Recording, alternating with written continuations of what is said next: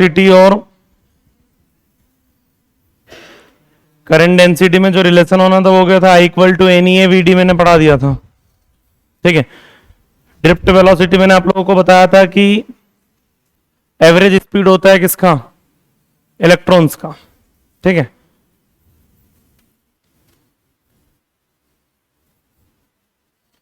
देखिए मैं पहले एक बहुत सिंपल सी चीज स्टार्ट करता हूं। हम थर्मोडायनेमिक्स में जब चैप्टर पढ़ रहे होंगे KTG, kinetic theory of gases, मतलब थर्मल फिजिक्स का पोर्शन रहता है वो।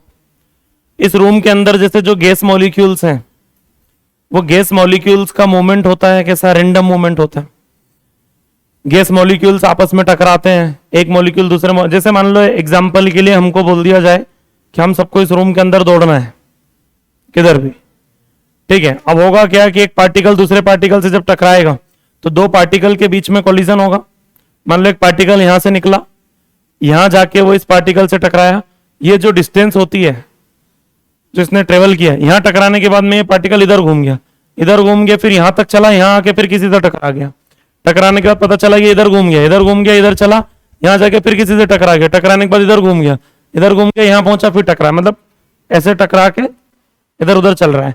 तो दो कोलिजन के बीच में ये जो डिस्टेंस होती है इसका नाम रखा गया फ्री पाथ। फ्री पाथ मतलब इतने टाइम तक वो फ्री था, फ्री था मतलब इतने टाइम तक वो किसी से टकराया हुआ, मतलब कोई कोलिजन नहीं किया इस डिस्टेंस में उसने, तो इसका नाम क्या रख दिया, फ्री पाथ। फिर ये भी क्या हो जाएगा, फ्री पाथ। फिर ये भी क्या हो जाएगा, फ्री पाथ। ये भी क्या हो जाएगा, फ्री पाथ। तो ये जो फ्री पाथ हैं बहुत सारे, ये सब सेम नहीं होते हैं, कोई कम होता है, कोई ज्यादा होता है, फिर कोई कम होता है, फिर कोई ज्यादा होता है, वेरिएबल होते हैं। तो इनका जो एवरेज आंसर है उसका नाम फिजिक्स में रखा गया मीन फ्री पाथ। क्या बोलते हैं उसको, मीन फ्री पाथ। मीन मतलब होता है एवरेज, और फ्री पाथ मतलब आप समझ ही गए हैं, दो कोलिजन के बीच में। ठीक है, कोई भी दो कोलिजन के बीच में पार्टिकल जो डिस्टेंस कवर करता है उसको क्या बोला गया, free path. Mean free path के लिए फिजिक्स में जो सिंबल यूज होता है वो होता है लेमडा। ठीक है, लेमडा से रिप्रेजेंट करते हैं हम किसको, फ्री पाथ को। अब मैं आता हूं और एक पॉइंट पर कि ये तो हो गया फ्री पाथ अपना। पार्टिकल यहां टकराया था, उसके बाद यहां टकराया था, फिर यहां टकराया था, ये ऐसे इस तरीके से। फिर मान लो यहां कोलिजन हुआ, ये है lambda 1 free path, lambda 2 free path, lambda 3 free path, और इनका सबका एवरेज मीन फ्री पाथ। मान लो यहां उसको टाइम कितना लगा होगा, T1, यहां टाइम कितना लगा होगा, T2, यहां टाइम कितना लगा होगा, T3। तो ये जो होते हैं, ये जो टाइम जो बीच में लग रहा है, आप ऐसा बोल सकते हो टाइम बिटवीन टू कोलिजन। ठीक है, दो कोलिजन के बीच में जो टाइम कंज्यूम होता है, इनका सबका अगर आप एवरेज निकाल लो, T1 + T2 + T3 divided by n, ठीक है, तो उसको बोला जाता है टाउ। उसको क्या बोला जाता है, टाउ। टाउ मतलब इसको बोला जाता है रिलैक्सेशन पीरियड। इसका नाम क्या है, रिलैक्सेशन। मतलब कितने टाइम तक रिलैक्स रहा कौन, इलेक्ट्रॉन। रिलैक्स रहा मतलब किसी से नहीं टकराया। ठीक है, और ये एवरेज है, ये टाइम भी क्या है, एवरेज टाइम है। तो ये बातें हम गैसेस के लिए करते हैं, जब केटीजी पढ़ रहे होंगे तब ये बात डिस्कशन हमारा चल रहा होता है। लेकिन ये सेम चीजें इलेक्ट्रॉन के लिए भी वैलिड होती है। कौन सी चीजें, ये इलेक्ट्रॉन्स भी टकराते हैं, इलेक्ट्रॉन्स के लिए भी फ्री टाइम होता है। ठीक है, उसका भी मीन फ्री पाथ होता है। दो कोलिजन के बीच में उसमें भी क्या होता है, कुछ टाइम लगता है। उन सभी टाइम का एवरेज जो है उसको अपन क्या बोल देते हैं, टाउ। टाउ बोले तो क्या बोलते हैं उसको, रिलैक्सेशन पीरियड। तो ये तो ठीक है, बेसिक बातें हो गई। हालांकि ये इन पे न्यूमेरिकल नहीं आएंगे करंट इलेक्ट्रिसिटी में, टाउ वगैरह पे, इन पे, लेकिन ये थोड़ा सा भी यूज होगा, इसलिए मैंने आप लोगों को बता दिया। अब मैं वापस मुद्दे पे आता हूं। ड्रिफ्ट वेलोसिटी मैंने किसको बताया था, ड्रिफ्ट वेलोसिटी। ड्रिफ्ट वेलोसिटी भैया जितने भी इलेक्ट्रॉन चल रहे हैं, V1 V2 V3 V4, ठीक है, ये सभी इलेक्ट्रॉन्स का क्या है, एवरेज आंसर है। n is the number of electron. अगर आपको स्मॉल n से कंफ्यूजन और आप कैपिटल N भी लिख सकते हैं। एवरेज कैसे निकालते हैं, सभी की वेलोसिटी जोड़ के नंबर से डिवाइड कर दिया। एवरेज वेलोसिटी का नाम ही क्या रखा गया था, ड्रिफ्ट वेलोसिटी। तो बताओ, आप सब लोग जानते हैं v इज इक्वल टू क्या होता है, u plus AT। v is equal to क्या होता है, u प्लस AT। हम क्या कर रहे हैं, u 0 मान के चल रहे हैं। u क्या मान के चल रहे हैं, क्यों मान के चल रहा हूं मैं इनिशियल वेलोसिटी 0, क्योंकि मैंने आपको बताया था जब आप सोर्स अप्लाई नहीं करते हो तब भी इलेक्ट्रॉन चल रहे होते हैं रैंडम डायरेक्शंस में। तो ऐसा नहीं है कि सबकी इनिशियल इलेक्ट्रॉन की इनिशियल वेलोसिटी 0 है। u1 0 नहीं होगा। जैसे इसके लिए लिखेंगे v = u + AT, तो क्या लिखेंगे, u1 + A1T1, इसके लिए U2 प्लस A2T2, इसका U3 प्लस, लेकिन मैं ये नहीं बोल रहा हूं U1 U2 U3 जीरो है, लेकिन U1 plus U2 plus U3 सबका मिला के एवरेज आंसर क्या है? Zero initial. क्यों? क्योंकि रैंडम डायरेक्शन में जा रहे थे, सबका आंसर जीरो, तभी तो करंट, इस आयरन में करंट फ्लो क्यों नहीं हो रही है? क्या इलेक्ट्रॉन चल नहीं रहे? क्या U1 U2 U3 जीरो है? नहीं, U1 U2 U3 का एवरेज आंसर जीरो है, तो इसलिए सबका मिला के U1 U2 U3 क्या मान लेंगे? जीरो। तो अब फाइनली जो ड्रिफ्ट वेलोसिटी के लिए रिजल्ट बचा वो क्या बच गया बताओ? AT1 AT2 AT3। समझ में आया क्या? अभी ये A1 A2 A3 क्यों नहीं लिखा भाई? एक्सेलरेशन को मैंने A1 A2 A3 क्यों नहीं लिखा? एक्चुअल में इलेक्ट्रॉन का एक्सेलरेशन है ये, हम ड्रिफ्ट वेलोसिटी किसकी निकालने जा रहे हैं? इलेक्ट्रॉन्स की। इलेक्ट्रॉन का एक्सेलरेशन कैसे निकलेगा? आप लोग जानते हो F इक्वल टू m है, force equal to mass into acceleration, और इलेक्ट्रिक फील्ड के अंदर तो आप ये भी जानते हो कि एक्सेलरेशन की वैल्यू कितनी हो जाएगी? QE/m। सीधे ही लिख देता हूं मैं, QE/m एक काम करता हूं, ठीक है? आप सब लोग जानते हो इलेक्ट्रिक फील्ड जब फोर्स लगाती है तो एक्सेलरेशन कितना निकल के आता है? QE/m। तो यहां पे जो A निकल के आएगा इस फॉर्मूले के हिसाब से मैं जाऊं तो एक्सेलरेशन कितना निकलेगा? चार्ज कितना है इलेक्ट्रॉन पे? -E। Electric field E divided by electron का मास me, -E, चार्ज हो गया -E, इलेक्ट्रिक फील्ड का वैल्यू मैंने मान लिया E, और मास कितना हो गया? me। क्लियर है क्या? अब एक बात बताओ, सभी इलेक्ट्रॉन है तो सबका चार्ज सेम है, वायर के अंदर इलेक्ट्रिक फील्ड की वैल्यू भी क्या है? सेम है, तो E भी फिक्स हो गया, मास भी क्या हो गया? कांस्टेंट। इसलिए मैंने A1 A2 A3 नहीं लिखा, सबके एक्सेलरेशन क्या आएंगे? सेम आएंगे, क्योंकि सब इलेक्ट्रॉन है, सबका charge same, mass same, field same. जब सब कुछ सेम है तो एक्सेलरेशन क्या आएगा? सेम ही आएगा। तो आपको A1 A2 A3 लिखने की जरूरत नहीं, आप क्या लिख सकते हो सीधे सबको? A। अब जब सबको A लिख ही दिया है तो A को कॉमन निकाल लो। A को क्या करेंगे? कॉमन निकाल लेंगे। A कॉमन आ जाएगा तो ब्रैकेट में क्या बच जाएगा? T1 plus T2 plus T3 divided by, अब ये मैंने आपको बताया था टाइम का जो एवरेज है उसको क्या बोलते हैं? टाउ। टाउ बोले तो रिलैक्सेशन पीरियड। तो बताओ VD इज इक्वल टू क्या रिजल्ट हो गया? A जो है उसको वहां से लिख दो, क्या लिखेंगे? -E by me into tau. Tau क्या है? ये ड्रिफ्ट वेलोसिटी का एक रिजल्ट हमारे पास रेडी होता है, इसको बोलते हैं क्या? रिलैक्सेशन पीरियड, है ना? Relaxation period. अच्छा, यहां से समझ में आ रहा है ये माइनस साइन क्या बता रहा है? ये माइनस साइन बता रहा है कि VD cap is equal to minus of E cap, मतलब इलेक्ट्रॉन की जो ड्रिफ्ट वेलोसिटी होती है वो इलेक्ट्रिक फील्ड के ऑपोजिट डायरेक्शन में होती है। साइन में इसीलिए लेकर चल रहा हूं, वेक्टर साइन भी मैं इसीलिए लेकर चल रहा हूं। अब आगे हटा दूंगा मैं वेक्टर साइन को, आगे मैं वेक्टर साइन को हटाने जा रहा हूं, मैग्नीट्यूड मैग्नीट्यूड लिखेंगे ओनली। लेकिन मैं यहां तक इसलिए लिखता है क्योंकि आपको ये बताता हूं कि जो ड्रिफ्ट वेलोसिटी होती है वो इलेक्ट्रिक फील्ड के साथ ऑपोजिट डायरेक्शन में होती। थ्योरी में चीजें पूछी जा सकती, हालांकि ये आपसे थ्योरी में पूछ भी लिया जाए तो आपको ऐसा नहीं कि यहां से सोचना, आप खुद जानते हो इलेक्ट्रिक फील्ड नेगेटिव चार्ज पे किधर फोर्स लगाएगी? अपनी डायरेक्शन के ऑपोजिट। तो इलेक्ट्रॉन नेगेटिव चार्ज ही है तो इलेक्ट्रॉन किधर चलेगा? इलेक्ट्रिक फील्ड के ऑपोजिट। तो ये तो आना ही था कि ड्रिफ्ट वेलोसिटी किधर आएगा? इलेक्ट्रिक फील्ड के। इसमें वैसे भी कोई सोचने वाली बात नहीं है, तो हम खुद जानते हैं ऑलरेडी, लेकिन फिर भी ये थ्योरी में पूछ लिया गया है। ठीक, इस टाइप की चीजें पूछ ली जाती है। अभी आपको छापना कुछ भी नहीं है। अब आगे बढ़ते हैं। अब मैं मैग्नीट्यूड मैग्नीट्यूड लिखूंगा ओनली। तो VD का मेरे पास एक रिजल्ट हो गया। क्या रिजल्ट हो गया VD का बताओ? E tau by me। ये टेबल पूछ ली गई है 2-3 साल पहले नीट में, ध्यान रखना जो जो चीजें मैं बताते जा रहा हूं। अब आप लोग जानते हो कि जो इलेक्ट्रिक फील्ड है, इलेक्ट्रिक फील्ड को क्या लिखा जा सकता है? V/L। इलेक्ट्रिक फील्ड को क्या लिख सकते हैं? Potential difference divided by length of wire. ये मैंने लिखवाया था करंट डेंसिटी के टाइम पे। तो बताओ वैसा अगर लिखेंगे तो VD is equal to E V tau by L into me। अब आप सब लोग जानते हो V को क्या लिखा जा सकता है? IR। अरे V को क्या लिख सकते हैं? तो इसमें लिख देते हैं V इक्वल टू IR। तो बताओ क्या बनेगा ये? वेक्टर फॉर्म नहीं लिखना। VD इज इक्वल टू बताओ E I R tau by बोलो L me। अब जो VD होता है पता नहीं क्या क्या लिख रहे हैं बोलना। I equal to n A v d सुना है? I equal to n A v d सुना है? तो वीडी को क्या लिखा जा सकता है?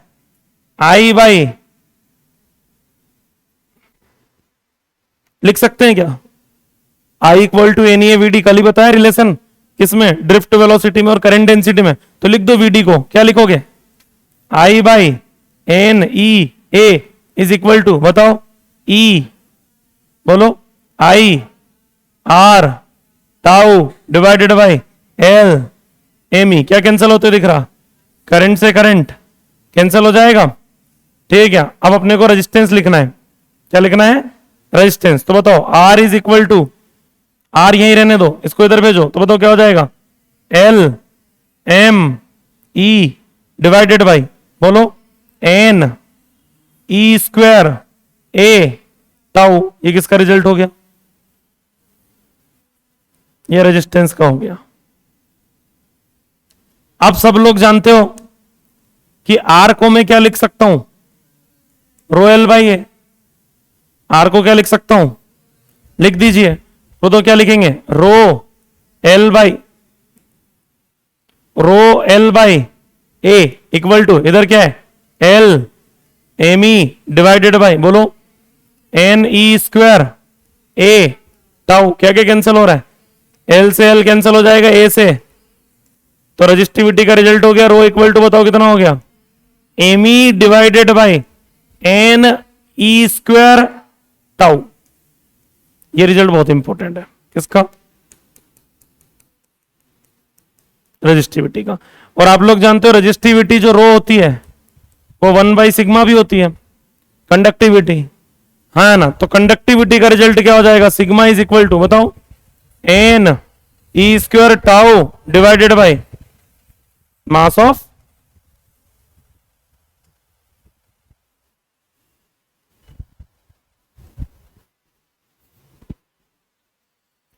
रजिस्टिविटी का रिजल्ट क्या देखा?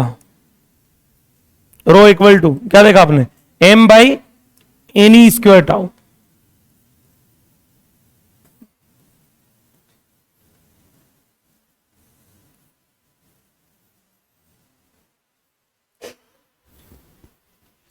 देखिए अब हम आते हैं कि टेम्परेचर का क्या इफेक्ट होता है।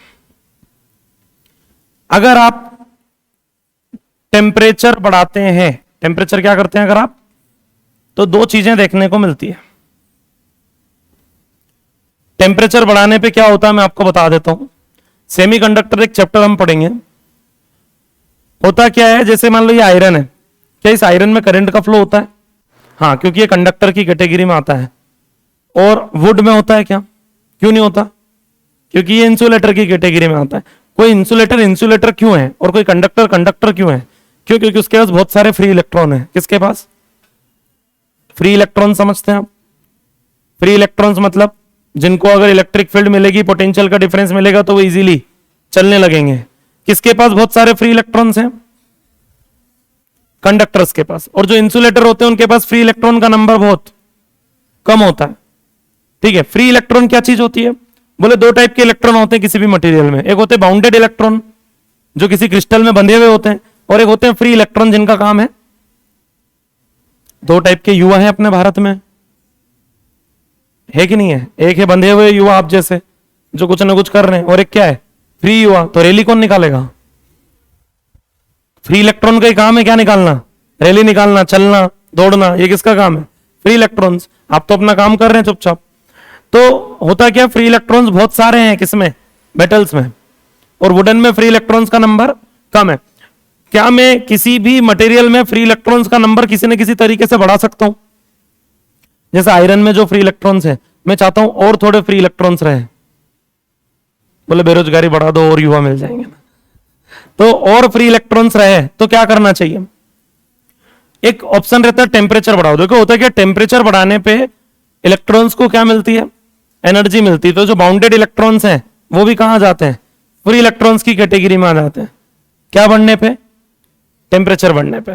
गर्मी के टाइम में फ्री रहते हैं लोग, है ना? बोला अपन भी रैली में चलेंगे, छुट्टी लगी हुई है अभी। तो फ्री इलेक्ट्रॉन्स जो है वो भी, मतलब सॉरी, जो बाउंडेड इलेक्ट्रॉन है वो किस में कन्वर्ट होने लगते हैं? फ्री इलेक्ट्रॉन्स में कन्वर्ट होने लगते हैं। दूसरा, जो ऑलरेडी फ्री इलेक्ट्रॉन्स हैं, जो पहले से फ्री इलेक्ट्रॉन्स हैं, टेम्परेचर बढ़ाने पे उनकी एनर्जी बढ़ती है। एनर्जी मतलब थर्मल एनर्जी। थर्मल एनर्जी बढ़ने से वो थोड़ा फास्ट चलने लगते हैं, मतलब उनकी स्पीड बढ़ती है, जिस स्पीड का नाम है आरएमएस स्पीड। स्पीड बढ़ने से इलेक्ट्रॉन जल्दी जल्दी टकराते हैं। स्पीड बढ़ने से इलेक्ट्रॉन जल्दी जल्दी टकराते हैं, कोलिजन होता है उनमें बहुत जल्दी जल्दी। जल्दी कोलिजन होगा तो दो कोलिजन के बीच में जो टाइम मिलता है रिलैक्स होने का वो कम मिलेगा, और रिलैक्स होने का टाइम कम मिलेगा मतलब रिलैक्सेशन पीरियड की वैल्यू। तो टेम्परेचर बढ़ाने पे दो चीजें देखने को मिलती है। क्या दो चीजें देखने को मिलती है? एक ये एन जो आपको दिखाई दे रहा है, एन, ये बढ़ जाता है। एन क्या है? N is a number of free electron per unit volume. याद है कल डिस्कस हुआ था अपना, पर यूनिट वॉल्यूम में प्रेजेंट ये फ्री इलेक्ट्रॉन्स का नंबर है जो बढ़ता है। टेम्परेचर बढ़ाने पे जो बाउंडेड इलेक्ट्रॉन है वो अपना शेल छोड़ के कहां जाते हैं? फ्री इलेक्ट्रॉन्स की कैटेगरी में आ जाते हैं, और फ्री इलेक्ट्रॉन्स जो कंडक्शन दिखाते हैं उनके साथ मिल जाते हैं, बाउंडेड इलेक्ट्रॉन्स भी। तो नंबर ऑफ फ्री इलेक्ट्रॉन बढ़ता है, क्या बढ़ाने पे? टेम्परेचर बढ़ाने पे। और जो रिलैक्सेशन पीरियड है टाउ, वो कम होता है।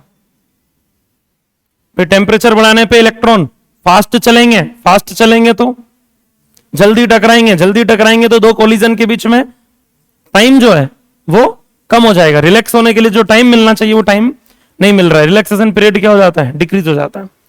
अब एक बात बताइए, टेम्परेचर बढ़ाने पे रजिस्टिविटी पे क्या फर्क पड़ेगा? बढ़ेगी कि कम होगी? टेम्परेचर बढ़ाने पे रजिस्टिविटी पे क्या फर्क पड़ेगा? कम होगी या बढ़ेगी? टेम्परेचर बढ़ाने पे। क्यों? एन के बढ़ने से, इससे अगर मैं सोचूं तो रजिस्टिविटी कम हो रही है, और इससे अगर मैं सोचूं तो रजिस्टिविटी बढ़ रही है। एक तरीके से अगर मैं जाऊं तो रजिस्टिविटी कम हो रही है, और एक हिसाब से मैं सोचने जाऊं तो रजिस्टिविटी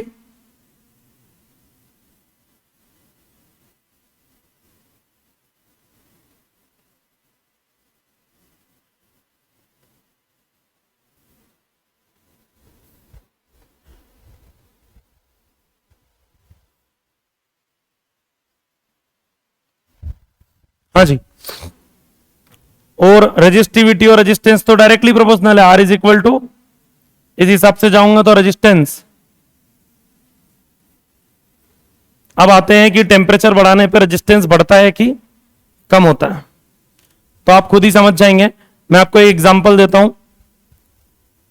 मान लो कोई आपको आके अभी बोले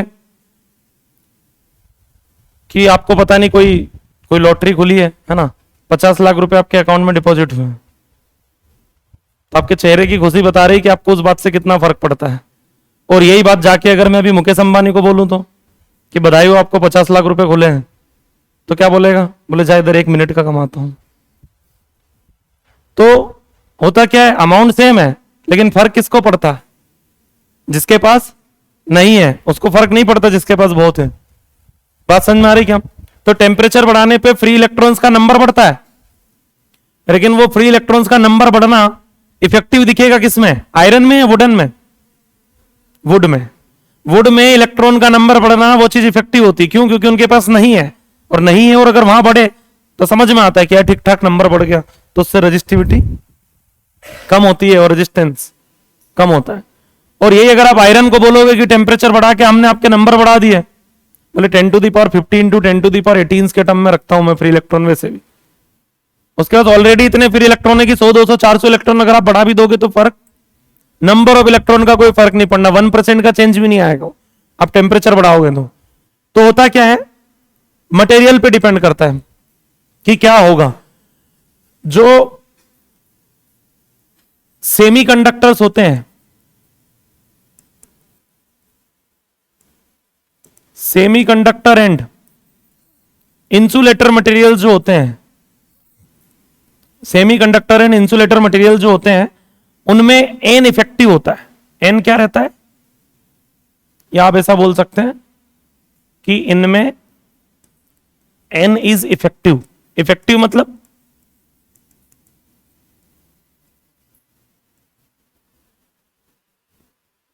वही बात है, इनको फर्क पड़ता है किसके बढ़ने से? एन के बढ़ने से। 50 लाख रुपए मिले हैं, आज के आज जाके बैंक में जाके निकालना पड़ेगा 1 घंटे के अंदर, अगर नहीं निकाले तो वापस चले जाएंगे। दौड़ के जाएगा वो व्यक्ति जिसको फर्क पड़ता है। और ये बात अंबानी को बोले तो बोले जा काट लेना वापस, ठीक है, 50 लाख रुपए मिले काट लेना वापस, ठीक है, आज तो जाके नहीं निकाल रहा मैं, कब देखेंगे अगले साल तक, ठीक है। तो टाउ डिक्रीज होना, ठीक है, ये इफेक्टिव रहता है किसमें, मेटल्स में, मेटल्स या आप ऐसा बोल सकते हो मेटल्स या कंडक्टर्स जो होते हैं उनके पास ऑलरेडी बहुत फ्री इलेक्ट्रॉन्स हैं, तो इनमें क्या इफेक्टिव रहता है, टाउ इज इफेक्टिव। मैं इसलिए बता रहा हूं आपको क्योंकि जेई के पीवाईक्यूज हैं, थ्योरी में पूछी गई चीजें हैं कि टेम्परेचर बढ़ाने पे सेमीकंडक्टर्स का रेजिस्टेंस डिक्रीज होता है भाई, रीजन पूछ लिया गया, उसका 4 ऑप्शन डाल दिए गए, number of free electrons is effective, relaxation period is effective, ठीक है, टेम्परेचर बढ़ाने पे, मतलब अगर मैं आपसे बोलूं कि सेमीकंडक्टर टेम्परेचर बढ़ाने पे सेमीकंडक्टर का रेजिस्टेंस बढ़ेगा कि कम होगा, सेमीकंडक्टर्स का, तो आप क्या बोलोगे, डिक्रीज होगा। टेम्परेचर बढ़ाने पे सेमीकंडक्टर, सेमीकंडक्टर समझते हो क्या, जो ना वुड है ना आयरन है उनके बीच में सिलिकॉन जर्मेनियम, ठीक है ना, तो वो कंडक्टर है ना वो इंसुलेटर है, मिड में आते हैं, उनको क्या बोलते हैं हम, सेमीकंडक्टर्स। सेमीकंडक्टर्स और इंसुलेटर दोनों के पास एक चीज की कमी है, किसकी, नंबर ऑफ फ्री इलेक्ट्रॉन्स की। अगर टेम्परेचर बढ़ाने पे फ्री इलेक्ट्रॉन्स बढ़ेंगे तो वो चीज इफेक्टिव होती है किनके अंदर, सेमीकंडक्टर और इंसुलेटर्स में। तो एन बढ़ने से उनका रजिस्टिविटी और रेजिस्टेंस दोनों क्या होते हैं, डिक्रीज होते हैं। क्या सेमीकंडक्टर्स में टेम्परेचर बढ़ाने पे टाउ डिक्रीज नहीं होता है, होता है। सेमीकंडक्टर में भी टेम्परेचर बढ़ाने पे टाउ क्या होगा, कम होगा, लेकिन वो टाउ का कम होना उतना इफेक्टिव नहीं जितना effective number of free electrons का बढ़ना है। तो मान लो आपसे बोल दिया जाए कि resistance of semiconductor is decrease when temperature is increased, जब टेम्परेचर बढ़ाओगे तो रेजिस्टेंस क्या होगा, डिक्रीज होगा। और 4 ऑप्शन डाल दिया जाए, पहला ऑप्शन डाल दिया जाए कि नंबर ऑफ फ्री इलेक्ट्रॉन्स बढ़ने की वजह से रेजिस्टेंस डिक्रीज होता है, दूसरा ऑप्शन डाल दिया जाए कि टाउ के डिक्रीज होने की वजह से रेजिस्टेंस, या सॉरी मतलब आप ऐसा बोल सकते हो कि टाउ के डिक्रीज होने की वजह से रेजिस्टेंस इंक्रीज होता है। ऐसे कुछ भी ऑप्शन अगर डले हुए हो तो आपको क्या लेना पड़ेगा, मतलब आप कौन सा ऑप्शन टिक करके आएंगे, number of free electron. Semiconductor और इंसुलेटर की बात अगर चल रही है तो वहां पे इफेक्टिव चीज क्या होती है, नंबर ऑफ फ्री इलेक्ट्रॉन्स, ठीक है। पूछा जाए अगर कि क्या चीज इफेक्टिव है, और मेटल्स में अगर बोले तो क्या इफेक्टिव है, टाउ। क्यों, क्योंकि फ्री इलेक्ट्रॉन्स वैसे ऑलरेडी उनके पास इतने हैं कि उनका नंबर बढ़ने से मेटल्स को कोई फर्क नहीं पड़ता, बढ़े तो बढ़ जाए, ठीक है। आया समझ में कि नहीं आया, क्लियर है। तो टेम्परेचर बढ़ाने पे रेजिस्टेंस बढ़ता है कि घटता है, इंक्रीज होगा कि डिक्रीज होगा, डिपेंड करेगा किस पे, मटेरियल पे, कि मटेरियल क्या है। अगर वो मटेरियल इंसुलेटर या सेमीकंडक्टर है तो कम होगा, और कंडक्टर्स हैं तो बढ़ेगा।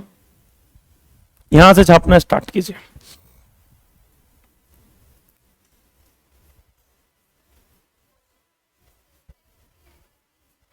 हाँ वो बोलेगा, वो तो मटेरियल का नाम तो बोलना पड़ेगा।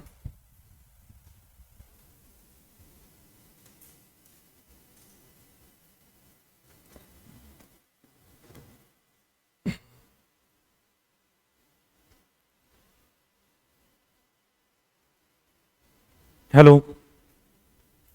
जी, नमस्कार।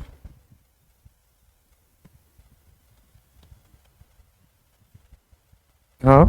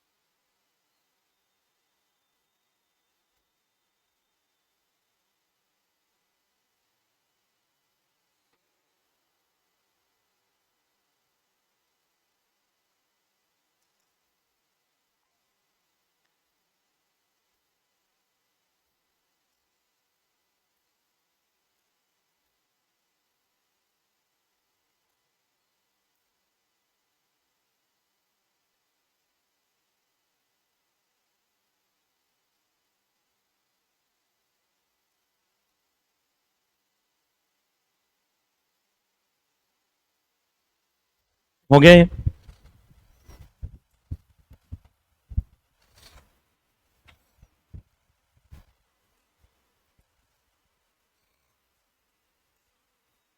क्या नहीं हुआ था? जल्दी छापो थोड़ा सा।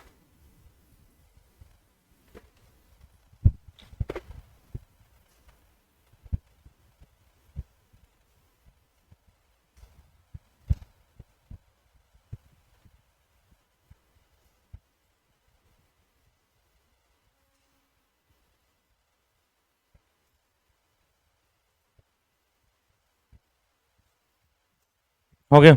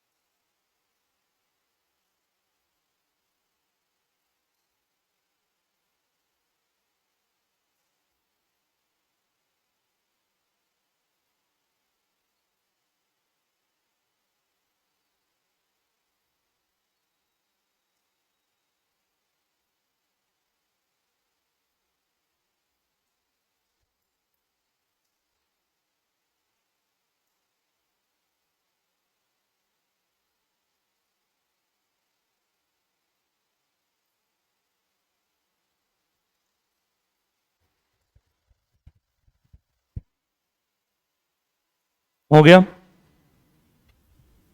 हो गया कि ये पेज भी?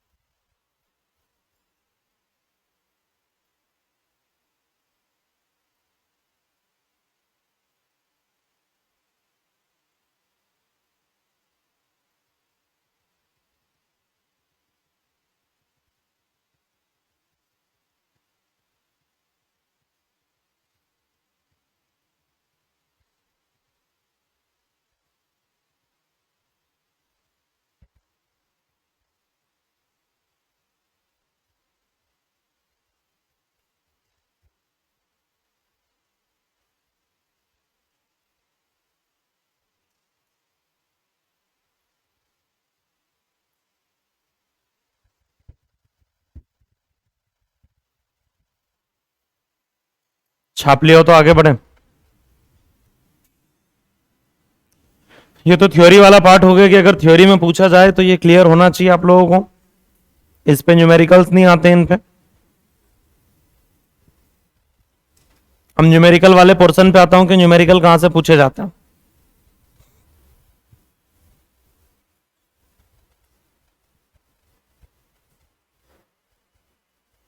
बढ़े आगे भी।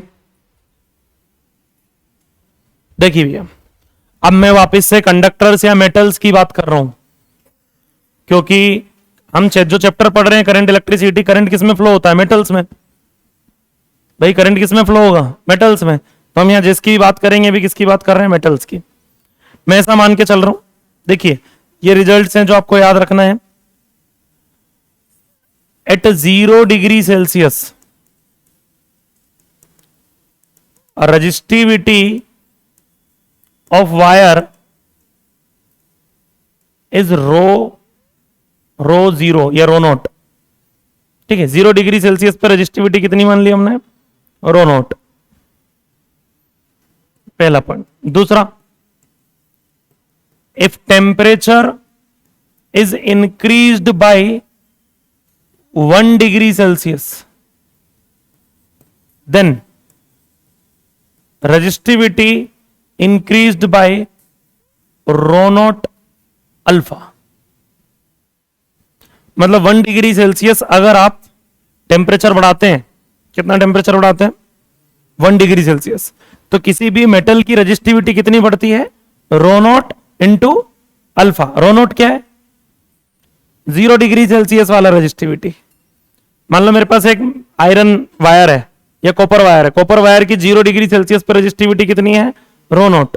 और 1 डिग्री सेल्सियस टेम्परेचर बढ़ाने पे कितनी बढ़ गई? Rho naught alpha. अल्फा क्या है? अल्फा होता है टेम्परेचर कोएफिशिएंट ऑफ रेजिस्टिविटी। क्या होता है? Temperature coefficient of resistivity. ये तो 1 डिग्री सेल्सियस का हो गया। मान लो T डिग्री सेल्सियस टेम्परेचर बढ़ा जाए तो T का मल्टीप्लाई कर देंगे। मतलब क्या? मतलब ये if temperature is increased by T degree Celsius then resistivity increased by rho naught alpha T. T degree Celsius temperature बढ़ाया जाए कहां से? 0 से। भाई 0 डिग्री सेल्सियस पे कितनी थी रेजिस्टिविटी? Rho not. और 0 डिग्री सेल्सियस से टेम्परेचर को आपने कितना बढ़ाया?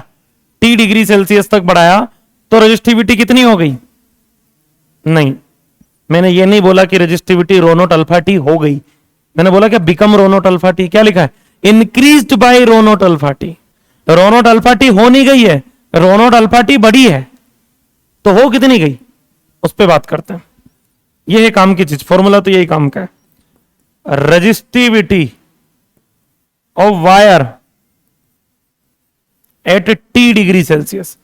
T डिग्री सेल्सियस पे वायर की रेजिस्टिविटी क्या लिखेंगे? सॉरी आर नहीं, रो T। ठीक है, तो कहीं ना कहीं अगर हम बात करें तो T डिग्री सेल्सियस पे वायर की रेजिस्टिविटी हो कितनी गई? पहले कितनी थी? 0 डिग्री सेल्सियस पे कितनी थी? रो नॉट थी। भैया पहले से कितनी थी? रो नॉट। और आपने जब टेम्परेचर बढ़ाया तो बढ़ कितनी गई? रो नॉट अल्फा टी बढ़ गई। रो नॉट पहले से थी तो हो कितनी गई? Rho naught plus rho naught alpha t. भाई कितनी हो गई ये कैसे पता करेंगे? जितनी थी कितनी बढ़ गई, जो बढ़ गया वो अमाउंट जो पहले से था उसमें जोड़ दो तो पता चल जाए कितना हो गया। मेरे पास 100 रुपए थे, 50 रुपए बढ़ गए तो हो कितने गए? 150। कैसे निकाला? जो पहले था उसमें जो बढ़ा वो अमाउंट जोड़ दिया। तो फाइनली फॉर्मूला रेडी हो गया अपने पास। क्या फॉर्मूला आगे बताओ? Rho T is equal to rho naught plus rho naught alpha T. दोनों में से रो नॉट कॉमन ले लिया मैंने, तो rho T is equal to rho naught 1 plus alpha T. और जैसा रिजल्ट रेजिस्टिविटी का आता है बिल्कुल एग्जैक्ट रिजल्ट हम किसके लिए बोलते हैं? Resistance. R T is equal to R naught 1 plus alpha T. Question resistance पे बहुत आता भैया। आर टी क्या है? रेजिस्टेंस, ये resistance at resistance at T degree Celsius. ये रो नोट क्या है? Resistance at 0 degree Celsius. Alpha क्या है? टेम्परेचर कोएफिशिएंट ऑफ, इसको रेजिस्टेंस बोल सकते हो आप, उसको रेजिस्टिविटी बोला था, तो इसको क्या बोल देंगे? रेजिस्टेंस। और टी क्या है? Temperature in degree Celsius. ये टेम्परेचर किस में है? डिग्री सेल्सियस में। छापिए पिछली स्लाइड से।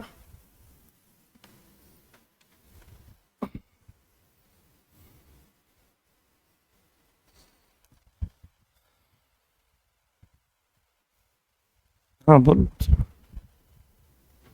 मैं कोचिंग पर ही हूँ। मैं तो फ्री नहीं हूँ, 3 बजे तक नहीं हूँ आज तो।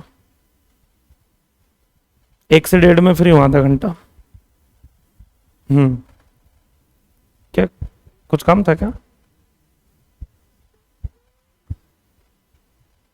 अच्छा अच्छा, ठीक है ठीक है ठीक है।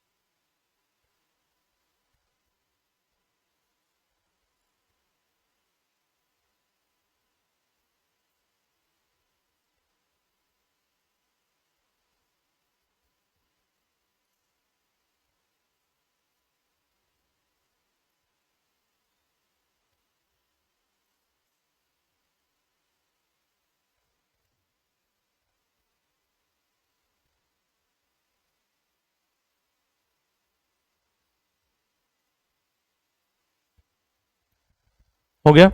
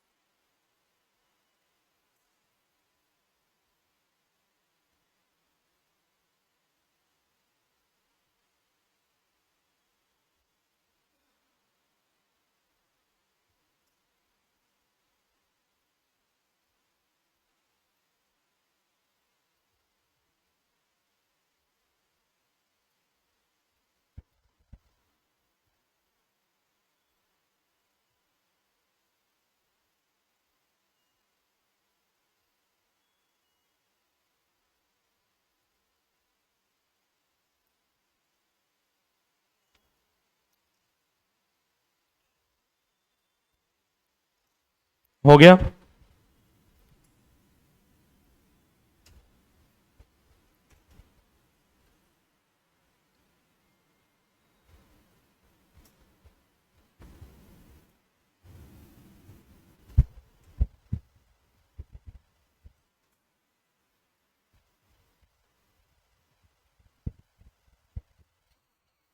बढ़े आगे।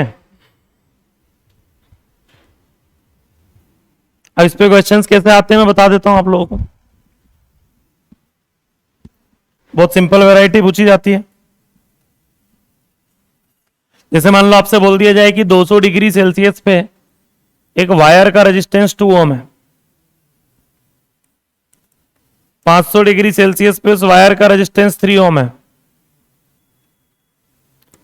तो 600 डिग्री सेल्सियस पे उस वायर का रेजिस्टेंस क्या होगा, या फिर रेजिस्टेंस देके टेम्परेचर पूछेगा। क्वेश्चन समझ में आया क्या बोला जाता है? फिर से एक बार रिपीट करूं क्या? 200 डिग्री सेल्सियस पे एक वायर का रेजिस्टेंस कितना है? 2 ओम। 500 डिग्री सेल्सियस पे एक वायर का रेजिस्टेंस कितना है? 3 ओम। तो 600 डिग्री सेल्सियस पे उस वायर का रेजिस्टेंस क्या होगा, या तो ये पूछा जाएगा, या फिर ऐसा पूछ लेगा कि बताओ 4 ओम का रेजिस्टेंस किस टेम्परेचर पे होगा। मतलब या तो रेजिस्टेंस देके दो रेजिस्टेंस दो टेम्परेचर पहले दे दिए जाएंगे। फिर क्वेश्चन पूछने के दो तरीके होंगे, टेम्परेचर देके रेजिस्टेंस पूछ सकता है, रेजिस्टेंस देके टेम्परेचर पूछ सकता है, दोनों क्वेश्चन आ सकते हैं। तीसरे में कुछ भी एक चीज दी होगी, जैसे मैंने अभी जो दिया है यहाँ पे क्या दिया आपको? टेम्परेचर दिया और पूछा क्या है? रेजिस्टेंस। उल्टा भी हो सकता है, रेजिस्टेंस देके टेम्परेचर भी पूछ सकता था। क्लियर है? कैसे सोल्व करना होगा इसको? देखिए क्या फॉर्मूला है हमारे पास, R T is equal to R naught 1 plus, ये फॉर्मूला है। तो बताओ टी डिग्री सेल्सियस पर रेजिस्टेंस 200 डिग्री सेल्सियस पे कितना है? 2 ओम। तो कितना लिखेंगे? 2 equal to R naught 1 plus temperature कितना है? 200। तो 200 अल्फा। इसको केल्विन में कन्वर्ट नहीं करना क्या? नहीं, टेम्परेचर इन डिग्री सेल्सियस ही हो। ये समझ में आया क्या किया मैंने? टेम्परेचर को रख दिया कितना? 200, और आरटी की वैल्यू कितनी रख दी? 2। अब बताओ, अब फिर से यही फॉर्मूला रिपीट करेंगे। आरटी की जगह पे क्या लिखेंगे? 3 इक्वल टू आर नोट कौन सा है? 0 डिग्री सेल्सियस वाला, 1 प्लस अल्फा टी, टेम्परेचर कितना है? 500। तो ये हो जाएगा 500 अल्फा। दोनों इक्वेशन का क्या ले लो? रेशियो जब लोगे तो आर नोट से आर नोट कट जाएगा, क्या बचेगा? 2/3 equal to 1 plus 200 alpha 1 plus 500 alpha, cross multiply कर लो। 1 into 2 2 plus 500 into 2 1000 alpha is equal to 3 plus 600 alpha. 600 alpha को इधर लाओ तो 1000 alpha minus 600 alpha, 400 alpha equal to 3 minus 2 1। तो अल्फा इक्वल टू, अल्फा कितना निकल गया? ये किसकी वैल्यू आ गई? अल्फा की। अब क्या करें? अब एक इक्वेशन इसके लिए बनाएंगे, इसका रेजिस्टेंस क्या मान लेंगे? आर। और एक इन दोनों में से किसी से भी बना सकते हो, किससे बनाना चाहोगे? जो भी आप लेना चाहो, वो 200 अल्फा वाला पार्ट अपन ले लेंगे। तो बताओ resistance R is equal to 0 degree Celsius पे आर नोट 1 प्लस अल्फा की वैल्यू है अभी, लेकिन अभी रखना नहीं है, अल्फा इंटू टेम्परेचर कितना है? 600 डिग्री सेल्सियस पर रेजिस्टेंस निकालना है। और ये 200 डिग्री सेल्सियस वाला एक रिजल्ट लगा दो, तो रेजिस्टेंस कितना दिया है? 2 equal to R naught 1 plus alpha into 2 वाले का टेम्परेचर कितना है? 200 अल्फा। वापिस से क्या लेना पड़ेगा? आर नोट से आर नोट फिर कट जाएगा, आर नोट से आर नोट फिर कट जाएगा, और आर नोट से आर नोट कैंसिल हो जाएगा। तो बताओ क्या बचेगा इधर? R/2 equal to 1 plus 600 alpha 1/400 1 plus 200 alpha 200 alpha 1/400, 2 zero से 2 जीरो कैंसिल, 2 जीरो से 2 zero cancel. R/2 equal to ये हो जाएगा अपना 3/2, 3/2 प्लस 1 ऊपर क्या बनेगा? 5/2, और नीचे ये 1/2, 1 प्लस 1 3/2, 2 से 2, R/2 इक्वल टू 5/3 था, 5/3 के मल्टीप्लाई में आ जाएगा कौन? ये 2। तो R इज इक्वल टू 10/3 ओम, बोले तो 3.33 ओम। क्लियर है क्या? समझ में आया? लेकिन ये नहीं करना होगा, ये नहीं करेंगे अपन। फिर क्या करेंगे अपन? ये बुक अप्रोच है, मान लो इस टाइप का कोई डेरिवेशन टाइप का क्वेश्चन आए तो आपको इसी से करना है। अब मैं दूसरा तरीका बता रहा हूं कि क्वेश्चन कैसे सॉल्व करना होता है। यूनिटरी मेथड नहीं बता रहा हूं, वैसे तो तरीका तीसरा भी है जो मैं लगाता हूं, लेकिन उतना शॉर्टकट नहीं चलना, पता चलो भूल गए एग्जाम में जाके। तो दूसरा तरीका बढ़िया है अपना, इस पे आप बेचते रह सकते हैं। क्या है? R T is equal to R naught plus, बोलो, R naught alpha t. R naught 1 plus alpha t formula था ना, मैंने क्या किया, मल्टीप्लाई कर दिया अंदर, किसका? आर नोट का। अब मैं इसको कंपेयर कर रहा हूं, y is equal to C plus M X. मतलब मैं ग्राफिकल अप्रोच पे जा रहा हूं। मैं चाहता हूं कि इसके जितने भी क्वेश्चन है हम किससे सॉल्व करेंगे? ग्राफ से। y एक्सिस पे मैं रेजिस्टेंस रखूंगा, कौन सा? t डिग्री सेल्सियस वाला। 0 डिग्री सेल्सियस वाले रेजिस्टेंस को मैं इंटरसेप्ट मान के चलूंगा। आर नोट अल्फा मेरे ग्राफ की स्लोप रहेगी, और x एक्सिस पे मैं टेम्परेचर लेके चलूंगा। x एक्सिस पे क्या लेके चलूंगा? बनाते हैं ग्राफ। ये y एक्सिस, ये x, ये y पे मैं लेके चलूंगा आर टी। एक्स पे मैंने गलत मान लिया, एक्स नहीं लिखना है, क्या लिखना है? एक्स एक्सिस पे मैं टेम्परेचर लेके चल रहा हूं, किसमें? In degree Celsius. ठीक है, डिग्री सेल्सियस में मैंने टेम्परेचर ले लिया एक्स एक्सिस पे, वाई एक्सिस पे क्या ले लिया? रेजिस्टेंस। ग्राफ कैसा बनेगा? y equal to m x plus c किसका इक्वेशन है? स्ट्रेट लाइन का। क्या स्ट्रेट लाइन ग्राफ बनेगा? हाँ या ना? जिसका इंटरसेप्ट ये जो इंटरसेप्ट है ये कितना आएगा? R naught. अच्छा, स्ट्रेट लाइन ग्राफ की क्या प्रॉपर्टी होती है? स्ट्रेट लाइन ग्राफ का स्लोप कांस्टेंट रहता है। मैं पूरे ग्राफ में कहीं से भी स्लोप निकालूंगा तो वैल्यू सेम आएगी, जीरो नहीं आएगी, सेम आएगी। ठीक है, पूरे ग्राफ में मैं कहीं से भी अगर स्लोप निकालूंगा तो वैल्यू क्या आएगी? भाई कांस्टेंट होने का मतलब क्या है? आप पूरे ग्राफ में किसी भी पॉइंट पे चले जाओ, स्लोप की वैल्यू क्या आएगी? क्योंकि जो कर्व बनता है उसका स्लोप बदल जाता है। ये स्ट्रेट लाइन है तो इसकी स्लोप क्या रहेगी? ये कांस्टेंट स्लोप का ग्राफ है।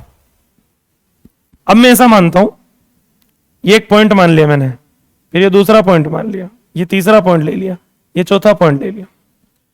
यहां मैंने रेजिस्टेंस कितना माना? R1। यहां मैं मान रहा हूं कितना? R2। यहां जो मैं मान रहा हूं वो R3। इस ग्राफ में मैं जैसे जैसे ऊपर जा रहा हूं, स्लोप क्या होते जा रही है? बढ़ते जा रही है। स्लोप कांस्टेंट है, स्लोप कांस्टेंट है, रेजिस्टेंस बढ़ते जा रहा है। भाई स्लोप तो कांस्टेंट है ग्राफ की, ग्राफ कौन सा है? Straight line. कहीं से भी निकालो स्लोप क्या आएगी? ये R1 रेजिस्टेंस जो है ना वायर का, वो जिस टेम्परेचर पे, उस टेम्परेचर का वैल्यू में मान लिया क्या? T1। और ये जिस टेम्परेचर पे उसको मैंने क्या मान लिया? T2। ये जिस टेम्परेचर पे उसको मैंने क्या मान लिया? T3। और ये जिस टेम्परेचर पे उसको मैंने क्या मान लिया?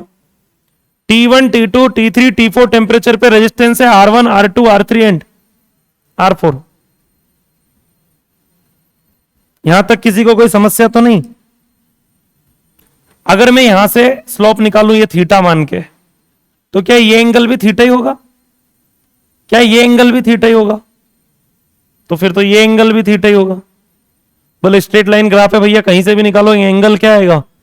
एंगल सेम आएगा तभी तो टेन थीटा सेम आएगा, टेन थीटा सेम आएगा तभी तो स्लोप क्या है? कांस्टेंट। कहीं से भी निकालो। बोले ठीक है, यहां से निकालें टेन थीटा। मैं क्या निकालने जा रहा हूं? स्लोप। स्लोप किससे निकलती है? टेन थीटा से। और इस ग्राफ में जो स्लोप है, यहीं से समझ में आ रहा, स्लोप किसके इक्वल होगी? यहां पे आर नोट अल्फा के। अगर अल्फा भी निकालना हो तो भी निकल जाएगा, 0 डिग्री सेल्सियस का रेजिस्टेंस पता हो तो, लेकिन उससे हमको मतलब नहीं। मैं स्लोप यहां से निकाल रहा हूं, यहां से, ये वाले ट्राइंगल से। ये टेन थीटा क्या होता है? परपेंडिकुलर बाई परपेंडिकुलर कितना आएगा? R2 minus R1। बेस क्या आएगा? तो वहां से मैंने निकाल लिया R2 minus R1 divided by, बोलो। तो बोले ये स्लोप तो आप यहां से भी निकाल सकते थे। कहां से? ये वाले ट्राइंगल से भी। वैल्यू तो सेम ही आएगी। यहां से कैसे निकलेगी? R3 minus R2 divided by, तो R3 minus R2 divided by. बोले ऐसे तो फिर मैं आगे से भी निकाल सकता हूं, R4 minus R3 divided by T4 minus T3, R5 minus R4। सारी स्लोप क्या आएगी? सेम ही आएगी। क्यों? क्योंकि ग्राफ कौन सा है? हो गया बस, स्लोप कांस्टेंट है। अब अभी जो मैंने क्वेश्चन दिया था आपको, वो क्वेश्चन क्या था? क्वेश्चन था कि 200 डिग्री सेल्सियस पे वायर का रेजिस्टेंस 2 ओम है, 500 डिग्री सेल्सियस पे वायर का रेजिस्टेंस 3 ओम है, 600 डिग्री सेल्सियस पे वायर का रेजिस्टेंस कितना होगा, यही पूछा था। हाँ है ना। इसको मैंने टेम्परेचर माना T1, ये T2 और ये T3, ये रेजिस्टेंस R1, ये R2 और ये क्या निकालना आपको, R3 निकालना है। क्या लगाएंगे, R3 minus R2 divided by T3 minus T2, क्या है ये, स्लोप है। क्या है ये, फिर ये भी तो स्लोप है, R2 minus R1 divided by T2 minus, ये भी क्या है, और स्लोप सेम है, क्योंकि ग्राफ स्ट्रेट लाइन है और स्लोप सेम है, तो दोनों को क्या कर सकता हूं, इक्वल। रखो वैल्यू फटाफट फटाफट। R3 निकालना है minus R2 3 divided by T3 600, T2 500, difference 100 ऊपर, R2 minus R1 3 minus 2 1, T2 minus T3 500 minus 200 300, इससे ये आया समझ में कि नहीं आया, बताओ क्या हो गया, R3 माइनस 3 इक्वल टू 1/3, तो R3 is equal to 1/3 plus 3, LCM आ जाएगा 3 3 3 जा 9 प्लस 1 10/3 ओम, आंसर वही आएगा, आंसर सेम आएगा। अब बुक के अप्रोच से चलोगे तो टफ हो जाएगा बहुत, बुक अल्फा निकालती, मैंने अल्फा नहीं निकाला। बुक के सॉल्यूशन देखोगे तो वहां अल्फा निकाला जाएगा पहले, जैसे 1/400 अपना कुछ वैल्यू आया था, 1/400 आया था अल्फा, मुझे उसकी जरूरत नहीं है, मैं क्यों निकालूंगा अल्फा। अरे आया भैया समझ में कि नहीं आया, क्लियर है। तो हम किससे सॉल्व करेंगे, स्लोप से। क्वेश्चन आएंगे, अब मान लो ये रेजिस्टेंस दिया होता, टेम्परेचर नहीं दिया होता, तो R3 दिया होता, T3 निकाल लेते, कर लोगे। चल सब छाप लिया है, ये लिखो यहां से, तो ज्यादा परेशान नहीं होना है, डायरेक्ट स्लोप से आंसर निकालेंगे।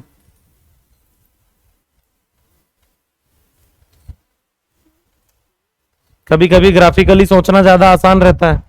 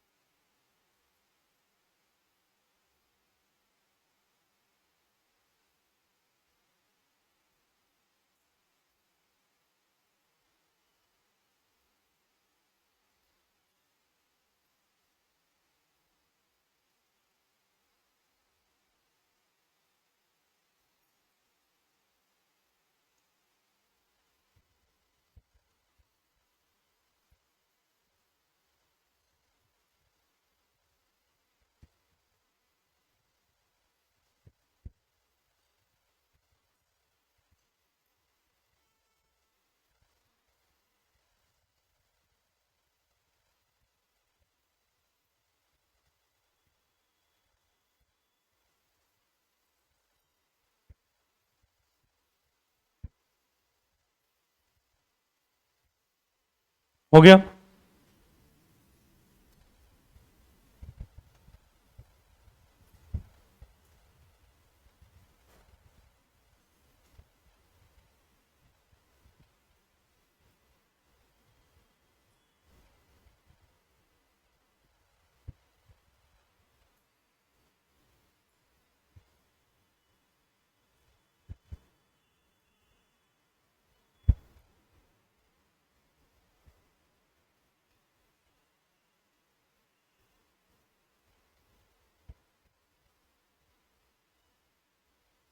हो गया।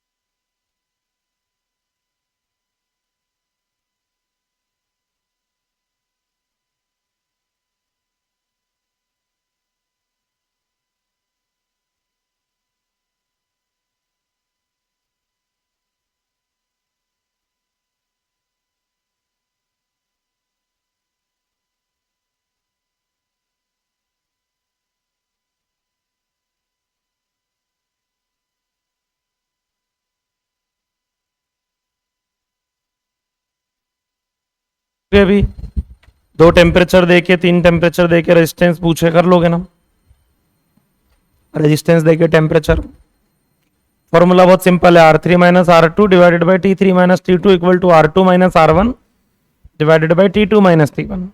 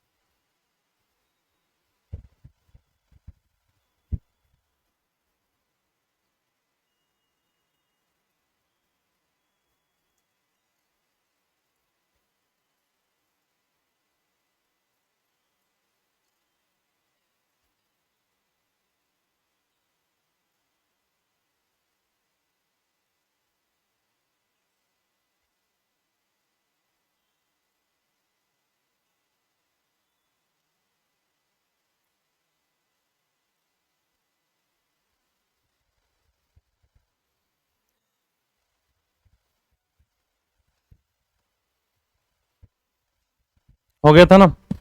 क्वेश्चंस तो वैसे मिलते रहेंगे। और अब हम आगे बढ़ते हैं। मेटल्स के लिए हम एक चीज देख रहे हैं, R T is equal to R naught 1 plus alpha T. ठीक है, अब क्या देखा गया? देखा गया मतलब प्रैक्टिकली ये रिजल्ट्स हैं हमारे सामने। दुनिया में जितनी भी मेटल है, ठीक है, मेजोरिटी ऑफ मेटल्स जो होती है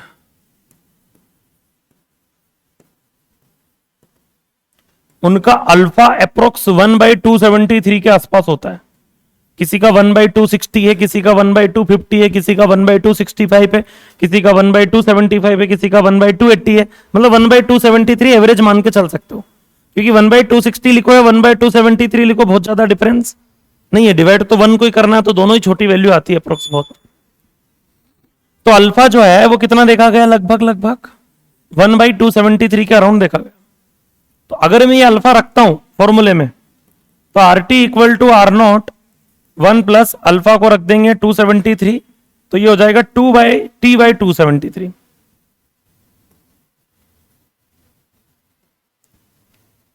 अल्फा टी है, अल्फा रखूंगा 1/273, तो ये बनेगा। तो R T is equal to क्या बनेगा बताओ?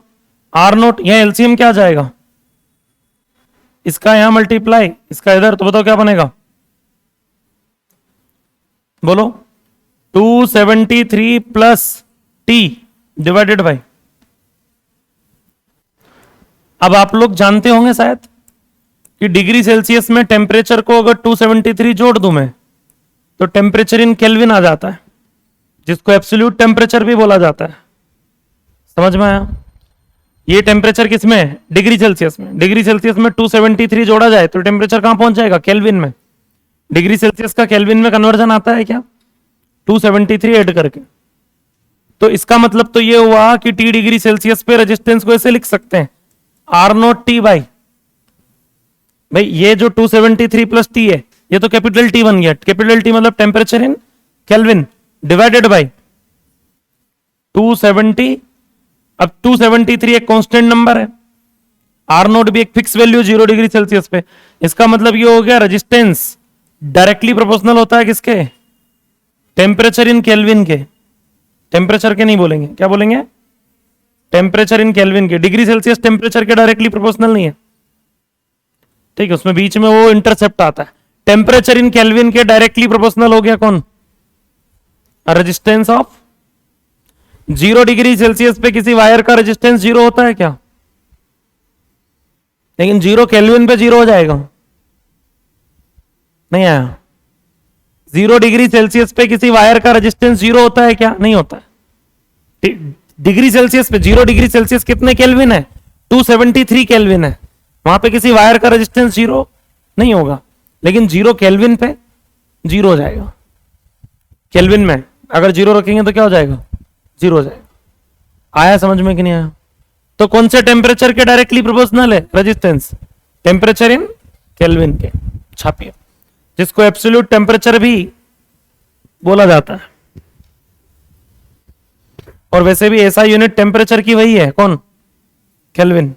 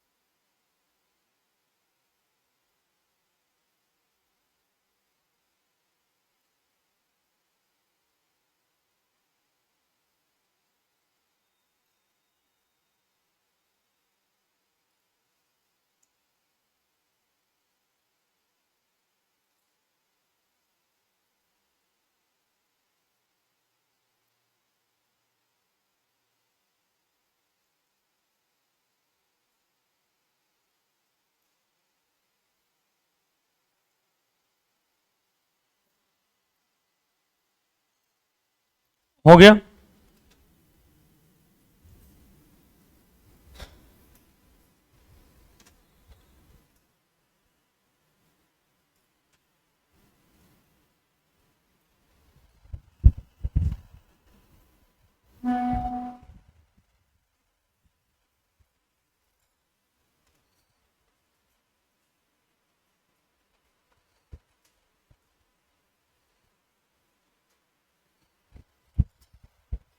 बढ़े आगे।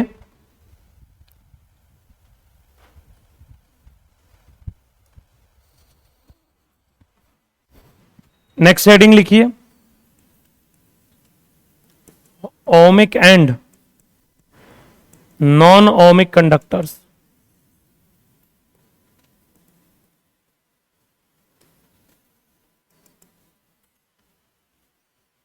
Ohmic and non ohmic conductors.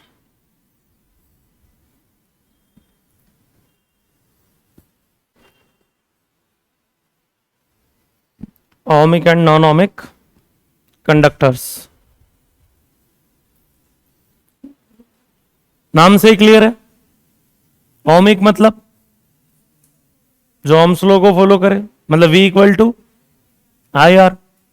ठीक है, तो ये V equal to I R, मतलब इसमें वोल्टेज डायरेक्टली प्रोपोर्शनल होगा किसके? करंट के। या करंट और वोल्टेज डायरेक्टली प्रोपोर्शनल होते हैं। तो भैया सबसे पहली हेडिंग पे मैं आता हूं। ओमिक कंडक्टर वो होते हैं जो ओम्स लॉ के अकॉर्डिंग चलते हैं, जिसमें वोल्टेज और करंट दोनों डायरेक्टली प्रोपोर्शनल होते हैं। तो वोल्टेज और करंट के बीच में अगर ग्राफ बनाया जाए तो स्ट्रेट लाइन ग्राफ आता है, जिसकी जो स्लोप होगी टेन थीटा, उससे निकलेगा V बाय आई, क्योंकि टेन थीटा आएगा Y बाय एक्स, और V बाय आई मतलब क्या निकल जाएगा? रेजिस्टेंस। ठीक है, वोल्टेज करंट ग्राफ के स्लोप से क्या निकल जाएगा? रेजिस्टेंस। ये होते हैं ओमिक कंडक्टर, जिनके लिए ग्राफ क्या होता है? Straight line. और नॉन ओमिक कौन होंगे? इनको छोड़ के सब नॉन ओमिक। और क्या? जिसको मेडिकल कॉलेज मिला वो सिलेक्टेड, उसको छोड़ के सब।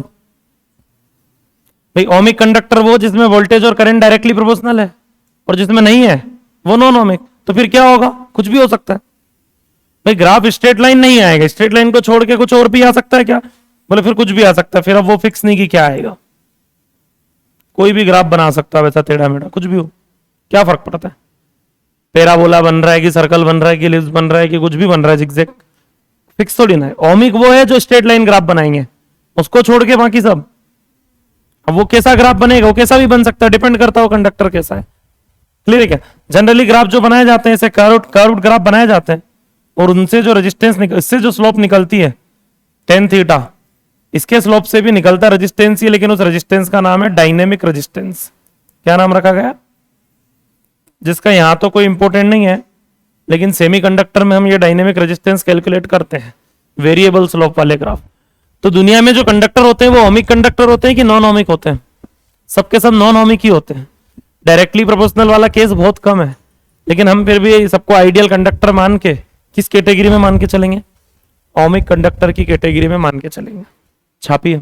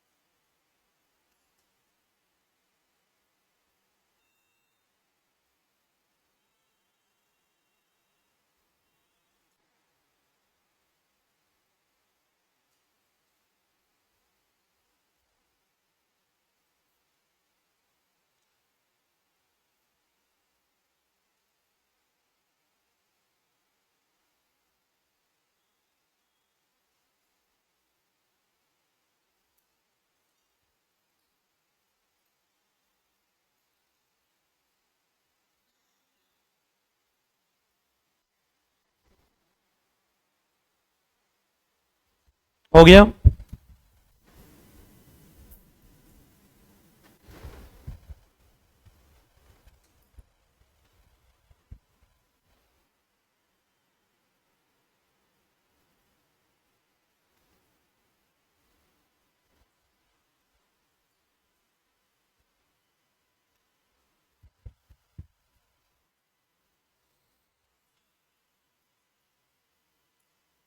करंट की प्रैक्टिस करवाऊंगा मैं।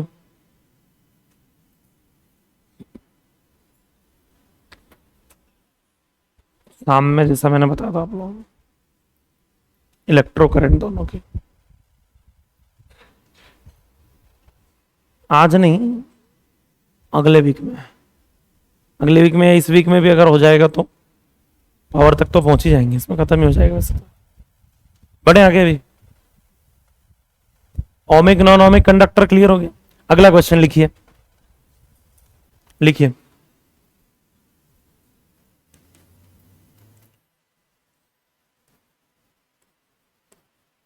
If voltage current graph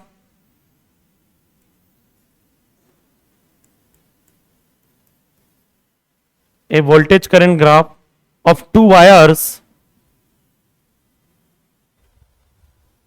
a voltage current graph of two wires is given below,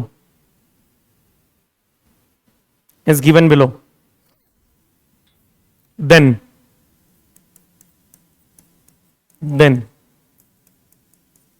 एक मिनट, गिवन बिलो देन हटा दो। Given below at temperature T1 and T2, at temperature T1 and T2,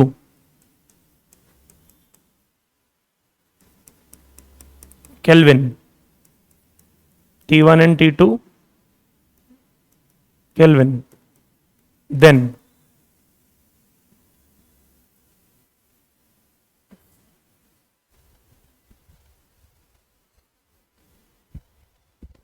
graph बना के चार option board पे। सी,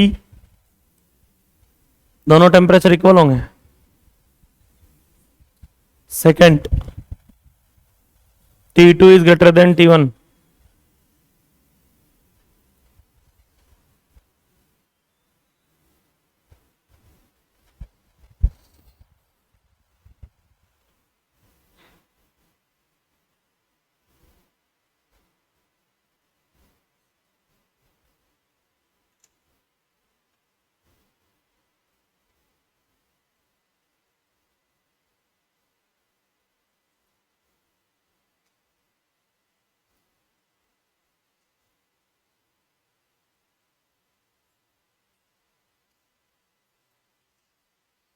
बोलिए जल्दी फटाफट।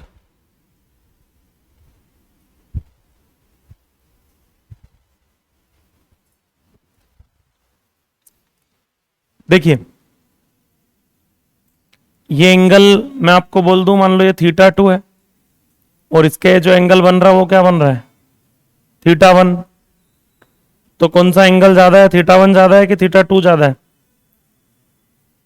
θ1 ज्यादा है। तो tan थीटा कौन सा ज्यादा आएगा? नहीं, थीटा ज्यादा तो tan थीटा ज्यादा। तो स्लोप किसकी ज्यादा आएगी? 1 की। स्लोप से क्या निकलता है?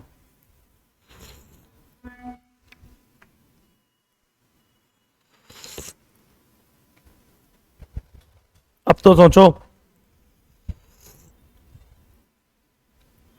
सकल क्या देख रहे हो आप? आंसर सोचो। आधे क्वेश्चन में पहुंचा दिया मैंने आपको।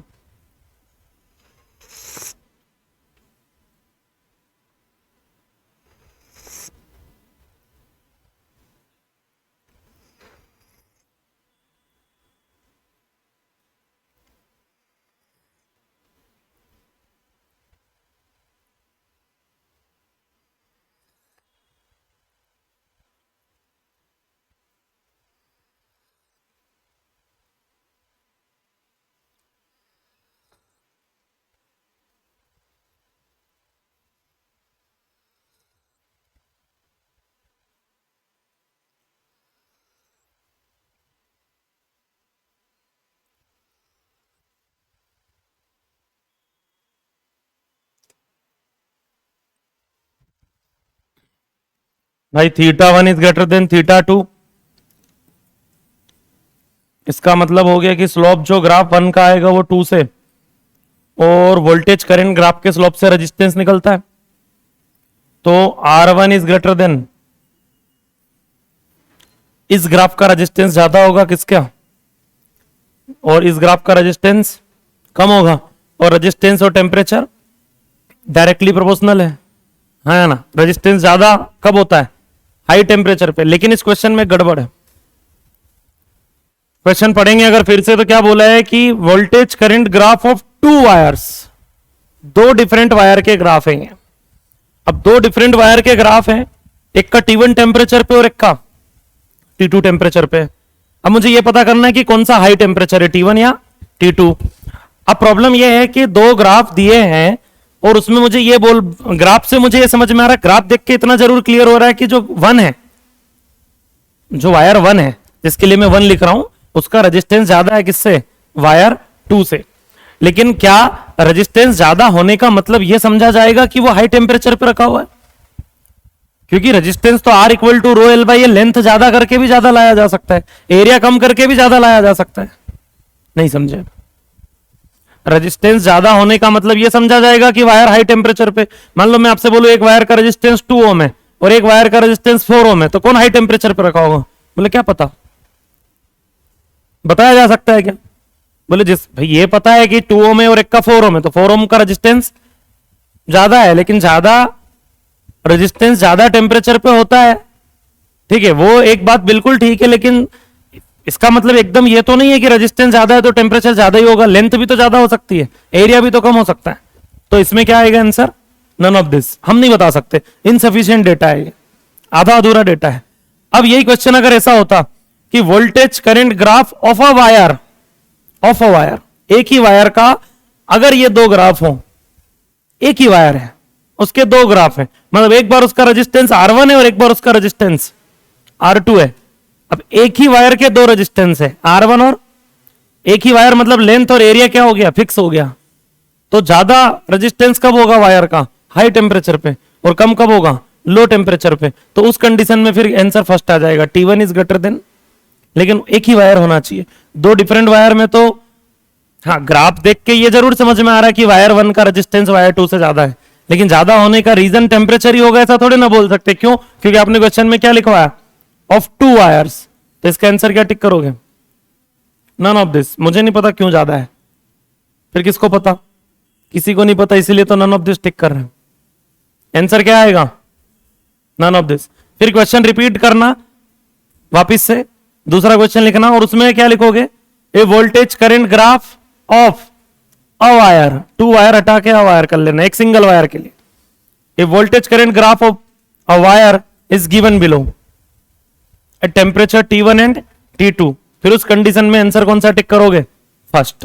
अब आएगा T1 is greater than T2। एक सिंगल वायर के लिए आप ये बोल सकते हो कि रेजिस्टेंस ज्यादा तो टेम्परेचर ज्यादा, because R is directly proportional to T।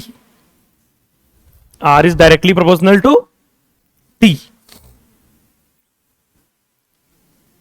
समझ में आ रही क्या बातें?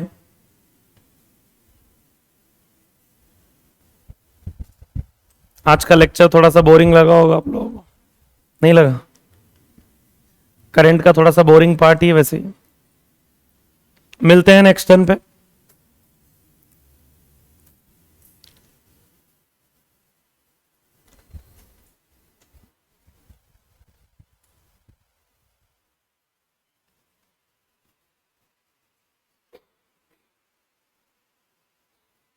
एक क्वेश्चन देके जा रहा हूं, ये घर से करके लाना है। ये क्वेश्चन आपने रिपीट कर लिया वापस।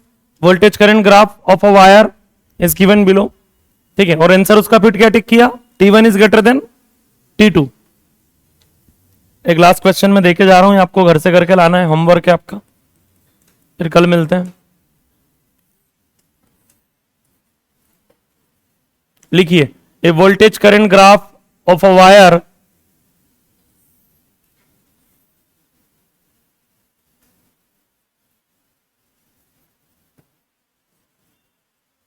a voltage current graph of a wire is given below at temperature T1 and T2 of a wire बोला मैंने ना। a voltage current graph of a wire is given below at temperature T1 and T2, then T2 minus T1, then T2 minus T1 is directly proportional to sin 2 theta cos 2 theta tan 2 theta cot 2 theta, then T2 minus T1 is directly proportional to क्या? किसके directly proportional होगा? sin 2 theta cos 2 theta tan 2 theta cot 2 theta. ठीक है, मिलते हैं।